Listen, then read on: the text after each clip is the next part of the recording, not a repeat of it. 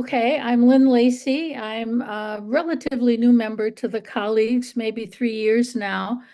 I was telling Sally I'm a real introvert, so I'm about to have a heart attack, but it'll be okay. I'm not a computer person. So I first of all want to thank Sally for sticking with me, and she may interrupt us all the way through because I panic. And I really want to thank Georgia Greeley because she's the one who made the keynote, put the images in keynote presentation form for me because I don't know how to do that either. But I can answer my emails and I can Google. Perfect. All right. When you're ready, you can share your screen. Do I have to hit play first? No, you I, don't have, no, you want to go to the green share your screen button. Remember, it could be under the more button.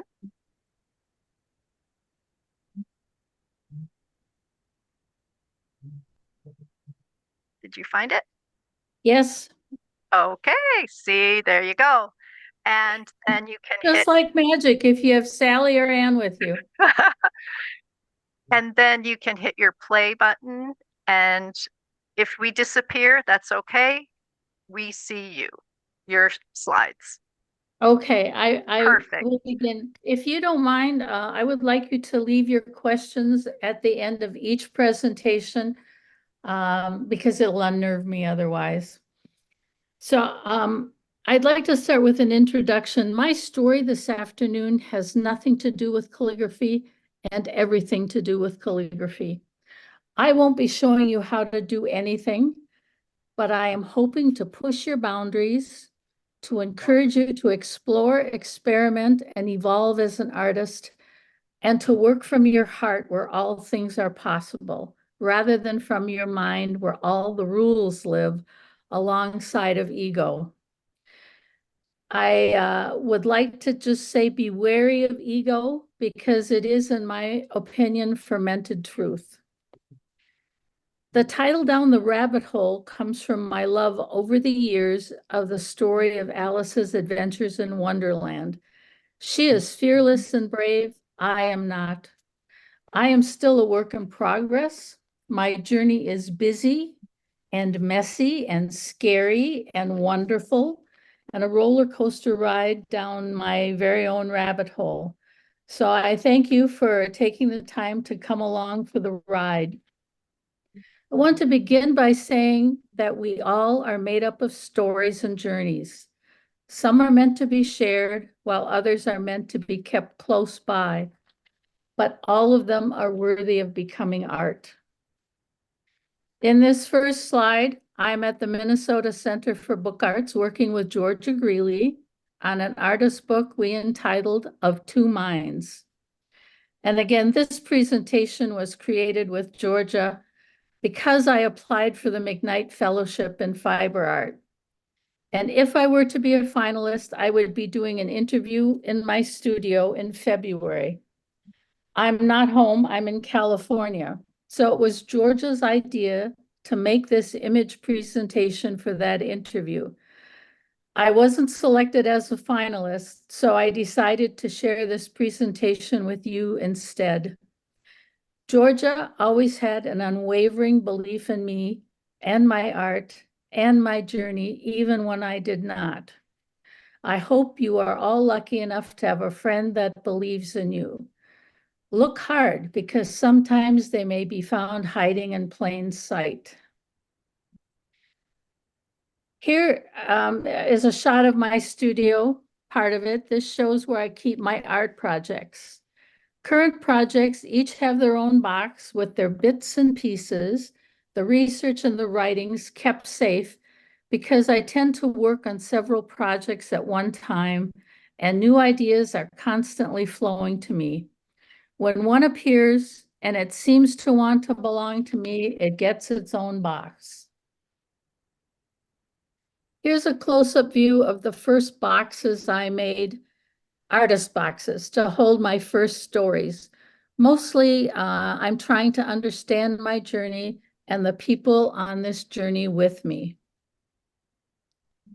This bookcase holds some of the artist books I have made. On the top of the bookcase are stacks of my handmade paper. I also have a bin of my marbled paper nearby. Since I have always loved books and stories, I decided to take classes so that I could make my own books to tell my own stories. I learned a lot at the Minnesota Center for Book Arts, and I ended up teaching there.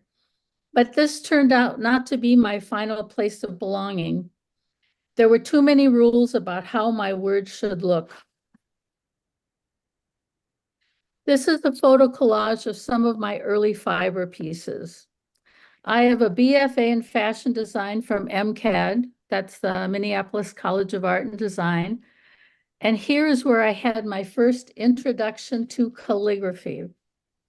Everyone had to pass calligraphy in order to graduate. This was the late 60s and early 70s, and learning calligraphy was the farthest thing from our minds. I realize now just how lucky I was to have had Ruth Justice as my calligraphy teacher.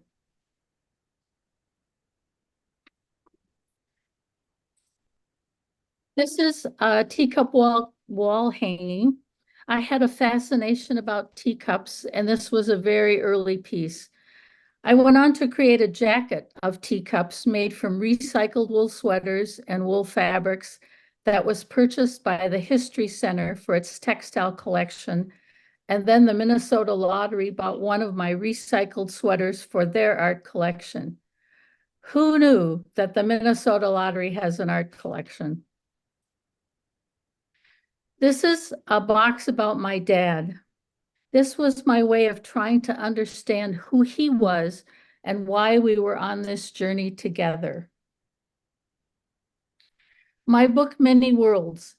This is where I will introduce you to my guardian angel. So here I go further down the rabbit hole. It's the 90s, and I was doing Julia Cameron's morning pages from the book The Artist's Way, just like every other artist that I knew. What kept showing up was that I would be given stories to be made into artist books. What? So I asked my neighbor at the time, who was studying her psychic gift and how to use it responsibility, I asked her what this all meant. She suggested we do a reading. We closed our eyes and she went through her ritual to connect with the energy around her for her greater good, my greater good, and the greater good of the world. All of a sudden, she gasped and said, "He's here. I can see him. And he's dressed as a medieval monk and he's carrying an illuminated manuscript. And he says he's here to help you." So this is my second calligraphy reference. On the other hand, I didn't see him or hear him because I was supposed to keep my eyes closed. She asked him his name several times and told him they were all way too complicated. So he said, "Tell her to write to Joe." And so I've written to Joe for over 20 years. Also, after this reading, I was at Barnes and Noble and I was looking down a long row of books, all very neatly shelved. At the end of the row, there was a book near the bottom, sticking out a few inches, and I wondered if it was meant for me. So I went over to investigate. It was titled The Power of Your Other Hand by Lucia Capaccione. It is the story of her trying to heal from an illness her doctors couldn't figure out. So she wrote her questions to her body with her dominant hand and received answers through her less dominant hand. So I write my questions to Joe with my pen in my dominant hand, and he answers when I put the pen in my less dominant hand. This allows me to bypass my judgmental mind and access my loving heart. Here are 3 stitched pictures on my marbled paper. Back at MCAD, College of Art and Design, I had a drawing teacher that told me I wasn't any good at drawing and I should give it up. So of course I stopped drawing. Many years later, because I love hand stitching, I wondered if I could draw with a needle and thread instead of a pencil. And here are the results of that experiment. This is one of my favorite stitch drawings of a dandelion. I love nature and especially the weeds. Another stitched flower. Once I started, I just couldn't stop.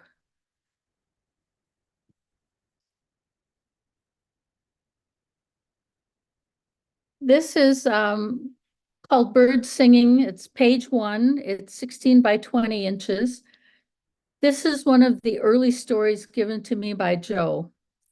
Originally, I did it as an artist book, which was purchased by the Hennepin County Library's Rare Book and Special Acquisition collections. Still, though, not many people were particularly interested in me or my art. I thought that if I made the pages big and hung them on a wall, somebody might notice. You'll be able to read the whole story in my second presentation today.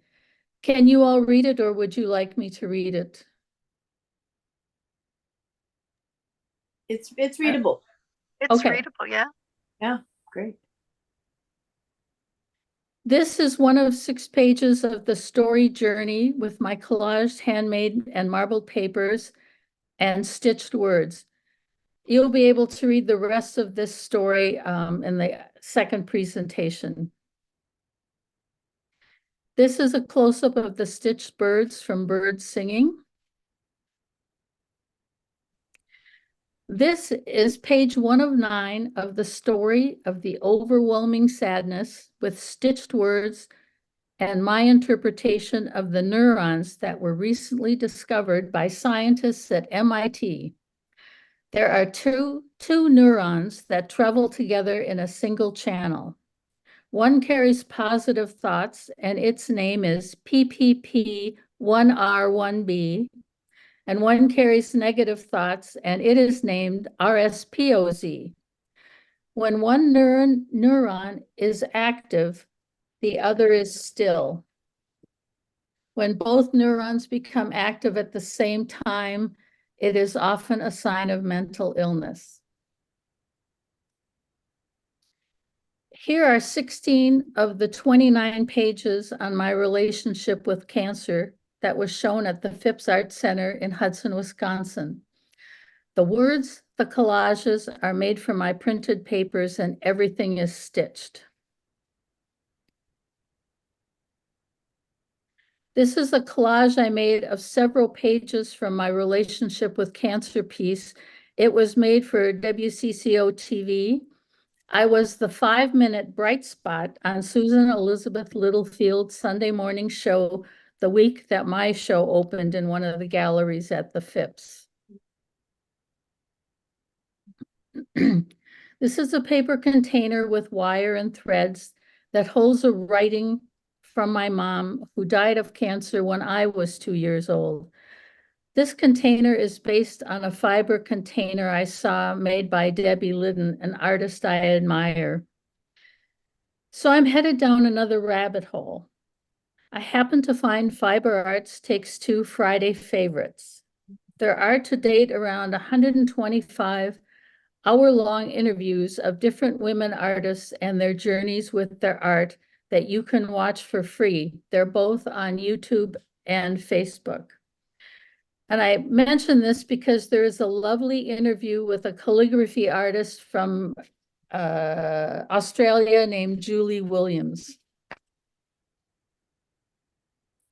It's very interesting, and I think that no learning is ever wasted. This is the folded story that went inside of the paper container.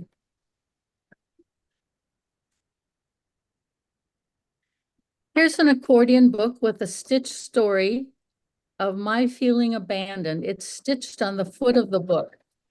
The collage letters on the top, on the pop-ups, are made from my recycled art. This coiled silk container has the words of the story embedded in it, but they're unreadable. The story can be read in the book the container holds. I feel we all need a safe place of belonging, and so does my art. And that's why I've started making containers. Sometimes on my journey, I have been made to feel that I'm not good enough and that my hopes and dreams are irrelevant. So don't believe in the discouraging thoughts given to you by others. They only represent someone else's truth. So instead, go in search of your own truth. You will probably find it kept safe inside your heart until you might need it. These are collaged words covered with silk organza and stitched around.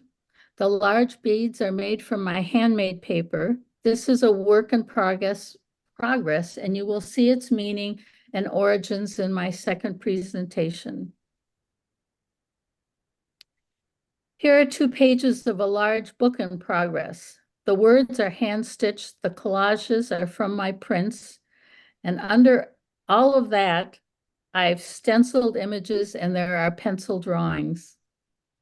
So this is, I'm sure I talked way too fast, but are there any questions I can answer? It's perfect. Okay, can I answer anything before I go on to my second presentation in case you want me to refer back to something? Do you ever use a sewing machine or are these all hand stitched? All hand stitched.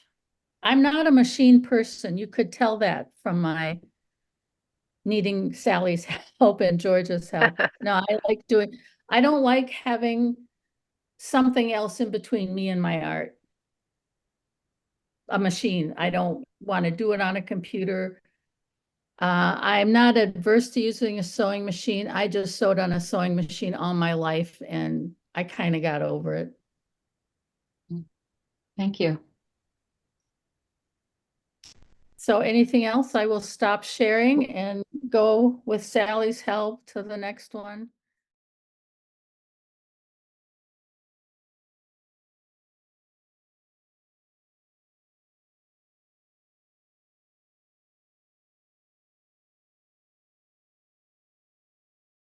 It's like, Okay, I see.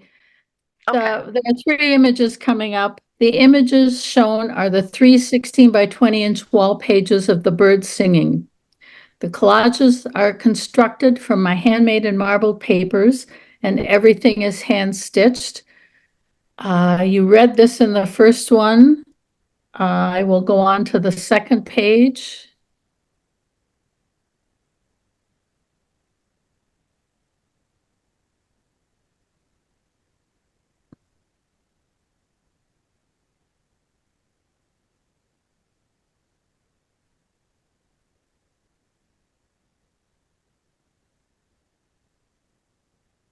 This is another, it's a set of, no, it's just 3.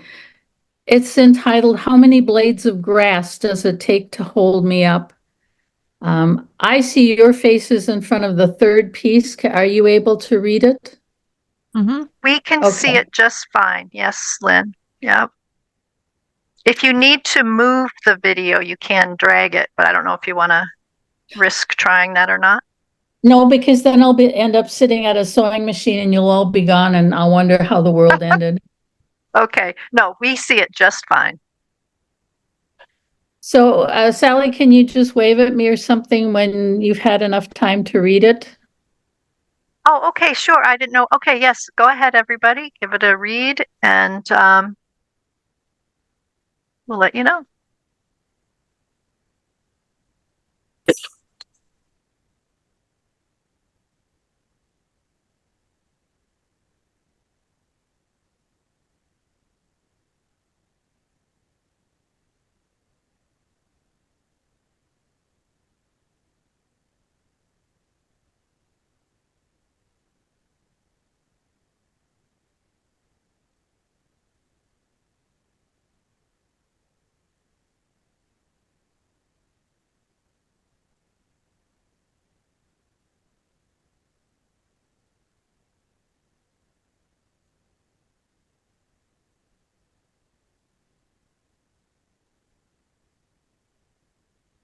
Has everyone had a chance?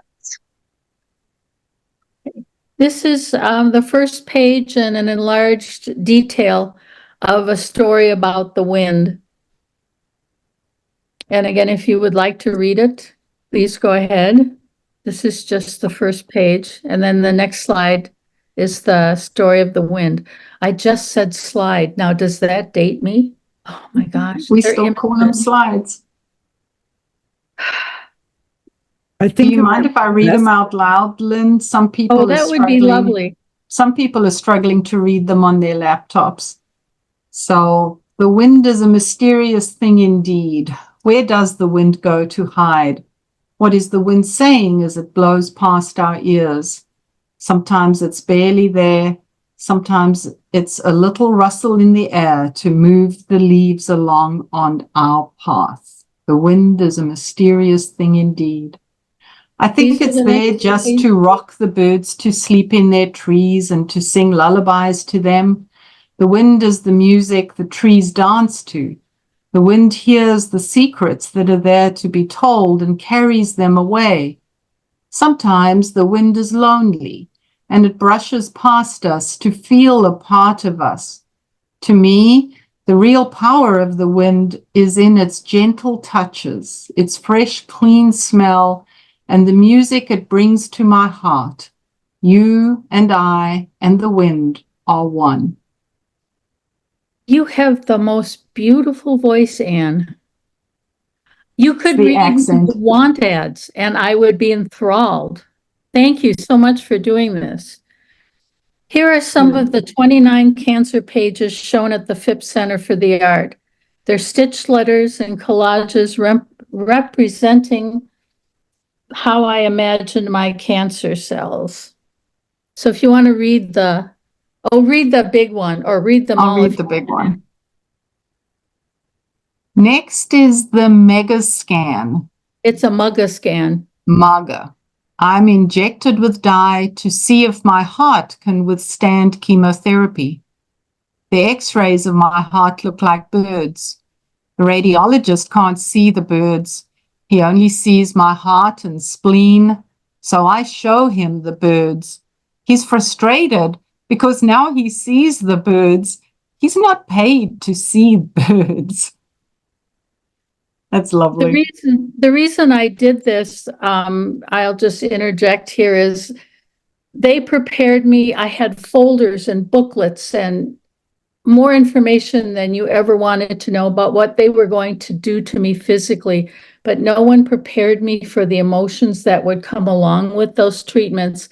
So these 29 pages are my emotional response to what happened to me. So there's I asked the universe for an angel of healing. She came. She has green and purple. She has a green and purple cape, black pointed toe, high heeled shoes, and then the other is just close up.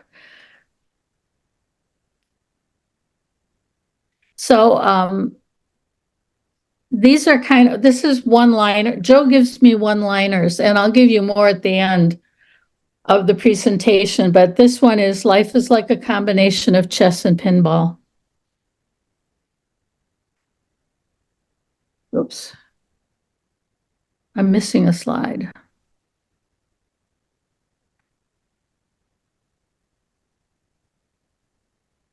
Well, I'm going to just keep going because I don't know what happened to it. Oh, I know.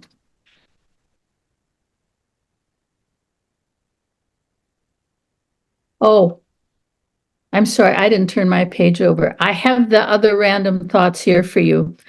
The next thought is: in art, there are no mistakes, only opportunities to rethink the outcome. The third one is: your flaws, known and unknown, are what make you great. And the last one is: don't live your lists, live your life. This is my process. After deciding on a project, I do a layout on a large sheet of paper of the images I've chosen and sometimes possible colors. So this is a 16 by 20 inch page. So this is drawings of the cancer cells on one page. Then I copy the layout onto tracing paper and I figure out the placement of the words. using the tracing paper pattern, I place all of my illustrations on Reeves BFK. That's my substrate. I put the collages onto the substrate with just a tiny bit of glue stick to hold them in place. I remove the tracing paper, I punch holes around the illustrations with an awl, and then I stitch them in place. Then I put the tracing paper back on and punch the holes for the words.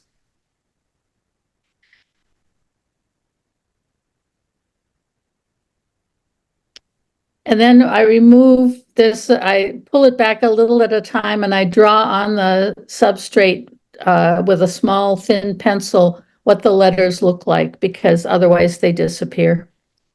This is stitch drawings of a lily and the dandelion you saw before. When punching so many stitched holes, I stop and connect every 7 or so dots with a light pencil, so I know in what order to stitch the holes. The first time I punched all the holes for the dandelion, removed my tracing paper, and was faced with a never-ending sea of random dots. When I put the tracing paper pattern back on and connected the dots with a light pencil, and guess what? The drawing reappeared. This is my artist book about a tree in the backyard where I would sit as a child. It represents my mom who died when I was 2. The last line reads, "And she," meaning the tree, "will never go away and leave me." There is no separation between the words. They're all connected as one thought. The book covers are my handmade paper with marbled paper end sheets. There are more pages of this book, and it flips back and forth, and you can move that center page. They all have extra pages. And again, this is that first paper container I ever made that you saw in the first presentation. This is the top of the container, and it has the folded up story inside.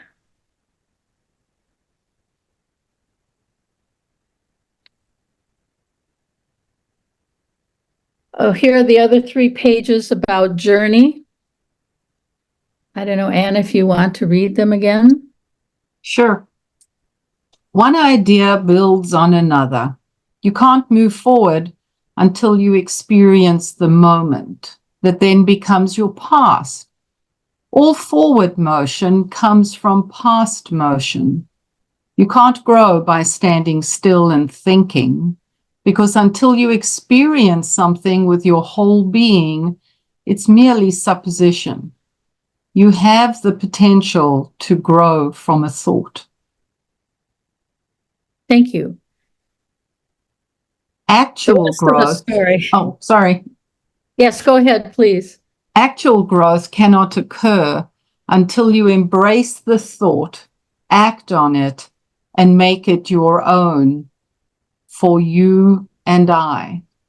Who are makers of things, we must create it with our hands and hold it close to our hearts to experience it.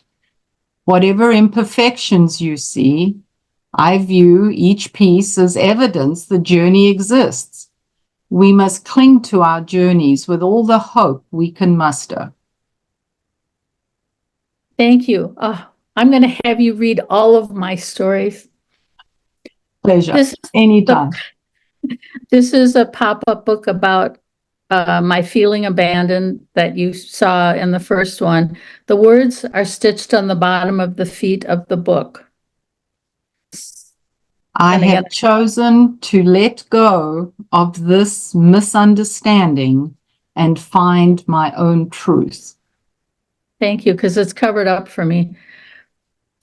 The book, when popped up, the letters are the word abandoned, cut from my recycled art and mixed up like a puzzle.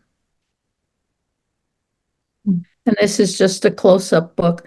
And the stitching you see in the back and on the bottom, it's again all hand stitching.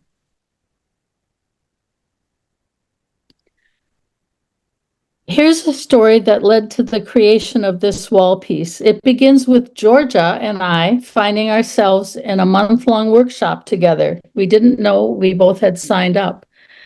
We were to bring a project we wanted to expand our learning about.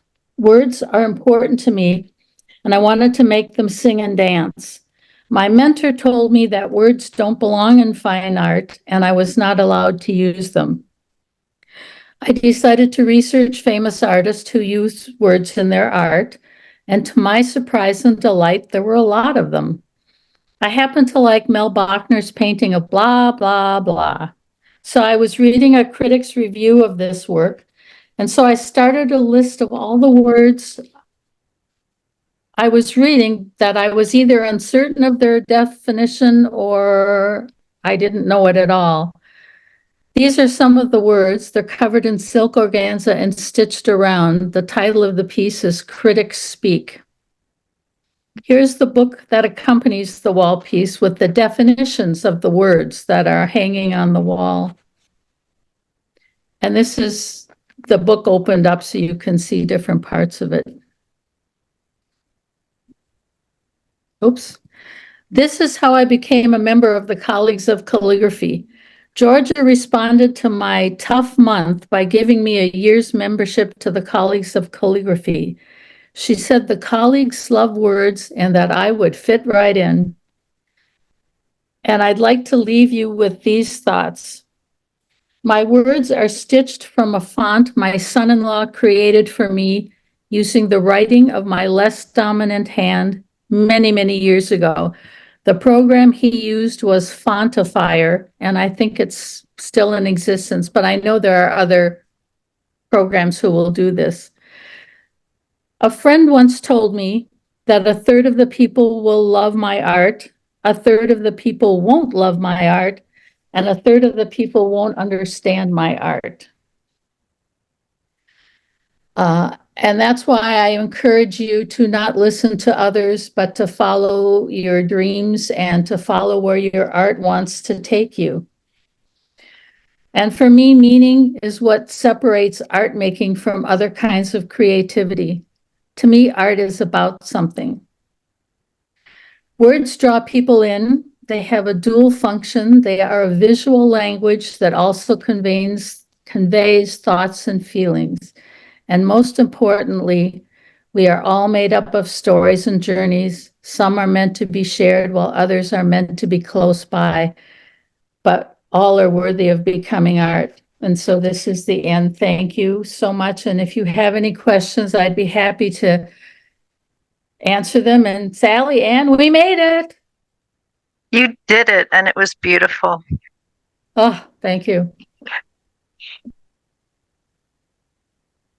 Every time I see your work, Lynn, I think because most of us spend time using our hands to create our art, and it's like you've taken it to the next level. You have layers in your layers, and it's body, mind, soul, physical, cloth, materials. You know, your layers have layers, and it is such a privilege to peel back some of your layers and get to experience more of you. Thank you. Well, thanks. It's been fun to use my own handwriting, and it was even more fun to use my less dominant handwriting, because that's how I write my stories, so that I can keep my mind busy elsewhere, and so that what my heart wants to say can come through. I have a question for you. Yes. How do you have a regular routine of doing your art? I do it every moment I'm awake, that I don't have to clean, take somebody somewhere, do the garden, or sleep or cook. I spend every minute I can doing it because I have so many things that call to me and so many boxes of half-finished things. And I'm really old now. Tomorrow's my birthday. I'm going to be 70. What am I, 76? And I'm worried I'm going to run out of time. So I spend every minute I can learning about art or doing it. That's wonderful. It's just really tough getting old. No, Lynn, thank I you. And Go ahead, Mary. Lynn, I was going to say, what I appreciated is that having friends gone through cancer and such is all the information that you're given, and yet the emotional part is, you know, untouched. And I thought that was very profound, and I don't know how one does address it except the way that you did. So thank you. oh, thank you for acknowledging it. I have tried. I went through cancer treatment at the Piper Breast Center, and I've been trying to contact them ever since I did these pages to give them to them because it all happened there, hoping they would do something with it. And to date, nobody has responded to any of my emails. I sent them the thing that I was going to be on WCCO. Nobody responded. If any of you know anybody in power at the Piper, I have 29 pages to give to them.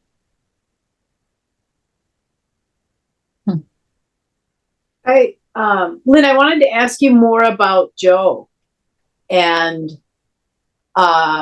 your relationship.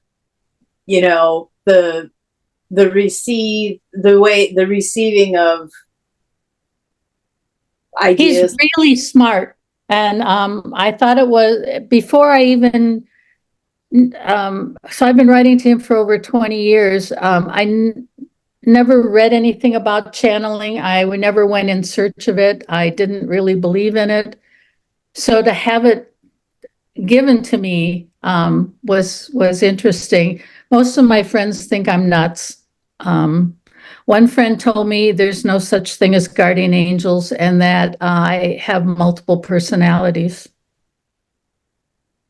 Well, that just sounds absurd to me. It seems very legitimate. And the thing that worked was, well, and I was led to the book, The Power of Your Other Hand, and that writing to him with my dominant hand is my brain working and all my ideas, worries, thoughts, whatever. And when I put it in my left hand, so now I can write clearly with both hands, the tone shifts and it's stream of consciousness, and all the stories you saw were from Joe and they came to me complete, exactly like that. Mhm. Mm. What was the name of that book again? Spells the word, but I think that's because he's going through me. What was the name of that book again that you read? The Power of Your Other Hand, and it's Lucia, Lucia Capaccione, and I know it's still in print, and she's written many other books. She's a psychologist. But I was intrigued by the fact that all doctors with their infinite knowledge and machines could not figure out what was making her so sick, and the fact that she wrote questions to her body with her dominant hand and got answered with her less dominant hand, and they were able to then heal her. And so I sent her, I put some of Joe's things together in a book that's called Advice from an Angel. And I had it self-printed and I sent her a copy, and she was thrilled. I would think. I just think it's a really, I think it's a gift that you have received instead of listening to the naysayers or people who think it's woo-woo, weird, whatever. I think I think we probably all have gifts that we don't even see when they're staring us in the face, and you're being a vessel. It's almost like a two-way. I mean, you're a vessel for receiving, but you pour it out. Yeah, he says I drive him crazy. I just drive him literally nuts. But when I started writing to him, he told me that, and he said, we all have guardian angels and we can all write to them. But in the beginning, you have to write to your saints, angels, and holy ones. I don't have to do it anymore because we've been writing so long. To my saints, angels, and holy ones, for my greater good and the greater good of the world. And he said, until our connection is established, I have to do that with every writing because the darkness will try to interfere, will try to break the bond because he said he lives in the white light. Hmm. Wow. I don't know if I've ever told you this, Lynn, but my mother believed that every child born on this earth needs not just one guardian angel, but a whole phalanx of angels to make it to adulthood. Actually, Joe agrees with your mom. So I started writing to Joe, and let's see, I was really struggling with my mom dying when I was 2 and my father not being available to me. And so when I was writing to Joe about it, he said, you can write to your mom. She's one of your angels. And so I write to my mom. I alternate. I have 4 of them I alternate between. And he said there are more. And I said, I can't handle anymore. So then the next one I got was I was struggling with my drawing. My teacher said I couldn't draw and I should give it up. And he said, well, that's just baloney. And you have an angel of art. You have an angel of drawing. Why don't you write to her? So I did. And then the 4th one, when I got cancer, he said, you have an angel of healing. So you might as well write to her. So I write to 4 different angels. And you're right with your Cool. left hand. I write to have- all, answer with my dominant hand and they answer with my non-dominant hand. And they said that they are by my left side where my heart is, that they follow me around. I just can't see them. And they're not allowed to interfere with what I am here to learn, but they're to guide me wherever it's legal for them to do so. Oh, that's great. And I have a couple things in the chat that I'd like to read. And I would like to say first, though, that, you mentioned the teacher that said you can't draw.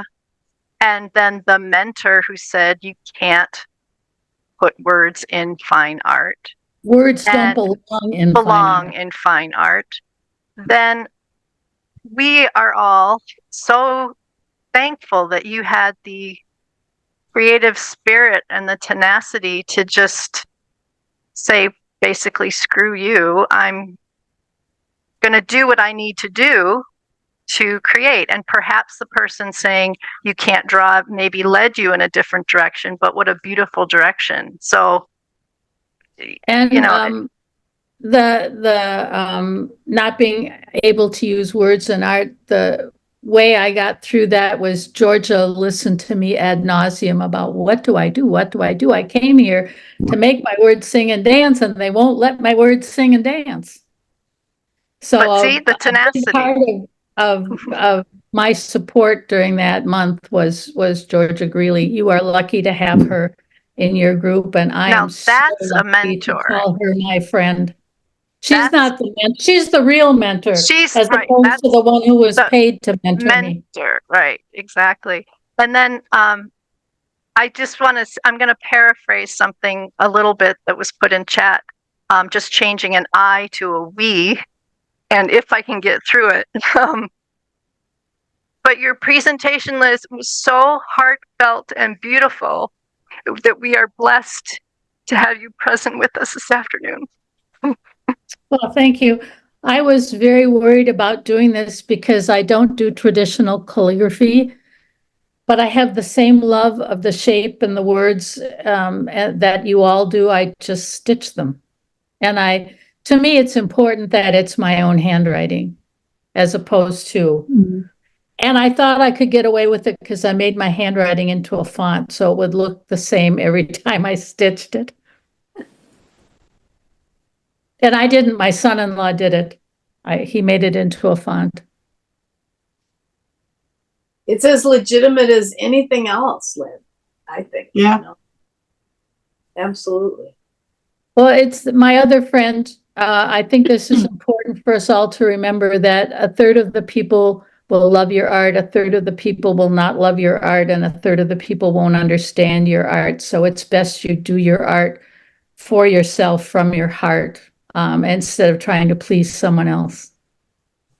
Yeah. Well, thank you. I was so nervous about doing this because it's kind of a bizarre presentation, but thank you so much for your kindness and your time.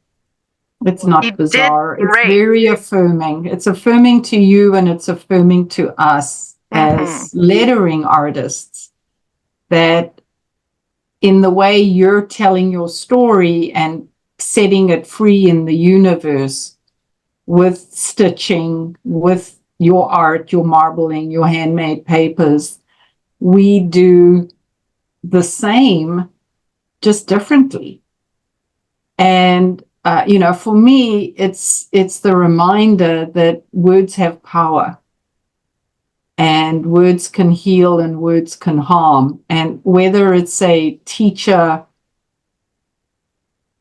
not being kind, or you telling your truth and living your words, that's very powerful.